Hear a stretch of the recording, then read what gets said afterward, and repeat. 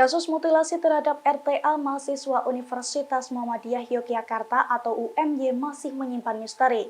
Selain motif yang belum terungkap, aksi mutilasi keji yang potongan tubuhnya dibuang terpisah tersebut diduga dilakukan di sebuah indekos pelaku, tepatnya di wilayah Krapyak, Triharjo, Kabupaten Sleman. Meski demikian, tetangga kos pelaku yang bernama Reno memberikan pengakuan mengejutkan pada Senin 17 Juli 2023. Reno mengatakan tidak menemukan kejanggalan apapun seusai insiden tersebut. Bahkan dalam beberapa hari terakhir, ia tidak mendengar teriakan ataupun bau yang mencurigakan. Padahal menurutnya, suara sekecil apapun akan terdengar dari kos yang berada persis di sampingnya itu. Oleh karena itu, ia tidak menyangka ketika kamar kos di sampingnya digunakan sebagai lokasi mutilasi. Dalam kesempatan itu, Reno juga mengatakan bahwa selama menempati indekos tersebut, pelaku jarang berinteraksi dengan tetangga.